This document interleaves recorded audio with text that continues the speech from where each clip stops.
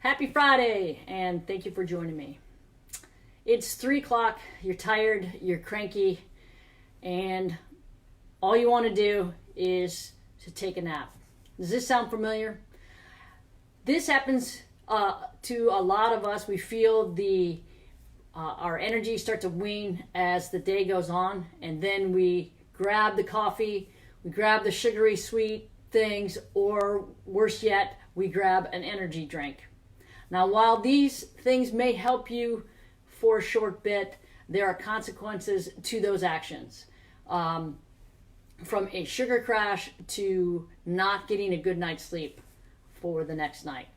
So, here are 6 ways that I'm going to help you increase or boost your energy naturally with only healthy benefits. All right, the first one is with food. Now, as I preach a lot on here, is eating a whole food diet, making sure that you're getting good nutrition, but it also helps with your energy as well. So you want to first make sure that you're eating whole foods, lean proteins, veggies, fruits, healthy fats, stuff like that. Also, you want to make sure that you're eating foods that are lower in the low glycemic index, meaning making sure that you don't spike your blood sugar during the day. That will also cause you to feel a little fatigue. Another thing you want to make sure you're doing is drinking enough water. So hydration, if you are dehydrated, you're going to feel fatigued. So again, you want to make sure you're drinking about half your body weight in ounces every single day. Along with drinking, you want to make sure that you are either cutting out alcohol or reducing your alcohol intake. A lot of people think it's okay to have a drink before night, which is, that's fine. But it is not going to help with the energy boost. It's not going to help you sleep. And then we're going into that cycle the next day of not feeling like you are full of energy. The other thing is, let's talk about coffee. Now, coffee is good for some people and for short periods of time, or not a lot of quantity of coffee. I drink coffee myself, so it's not like I'm opposed to it. But the caffeine will help for a while. The thing with caffeine also is that sometimes you might have to, in order to get the same kind of maximum benefit, you've got to keep drinking more. So that's a problem. Then you start drinking it throughout the day, and then it goes back to your sleep and you're not sleeping. A good time, kind of the best time to drink coffee would be in the morning, right when your cortisol levels are highest, and so you're going to get the maximum benefit from the caffeine. So that's in the morning, somewhere around 9:30 to 11:30. All right?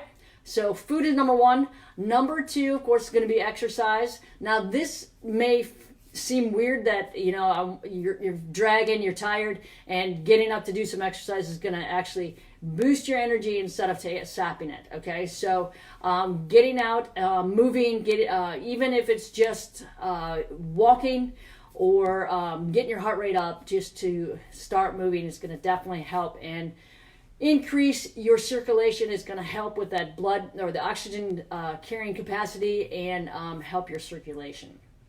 Next is to do some type of meditation or yoga or Tai Chi. What this is going to do is work on your breath, and it's going to help your breathing to promote a state of calm and reduce stress, which brings me into number 4 is reducing your stress. Again, you can use meditation, you can use yoga, Tai Chi, you can use other things that are going to help reduce or lower your stress. Other things you can do to help reduce stress is to delegate things. Say, for example, if you're working all day and the last thing you want to do is go home and clean the house, maybe get someone to help clean your house or cut your grass, stuff like that.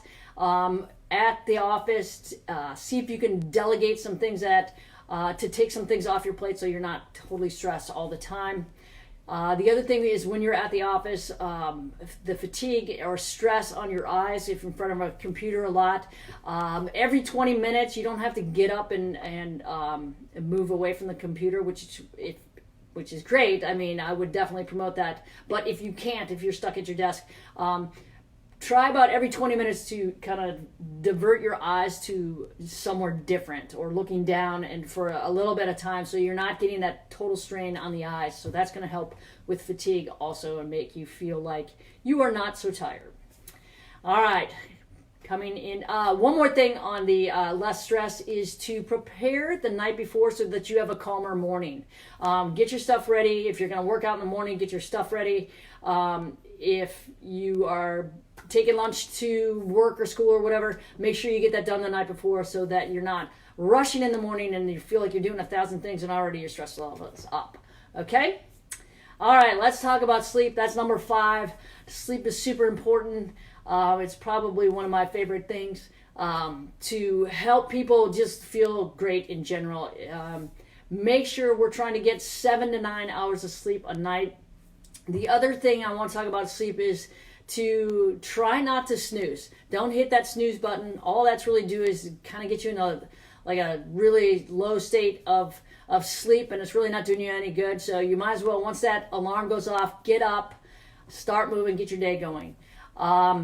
The other thing with sleep is try and stay on a really good schedule, meaning you go to bed at the same time, you get up at the same time every day, even on the weekends. This is going to really help get your body used to getting 7 to 9 hours of sleep.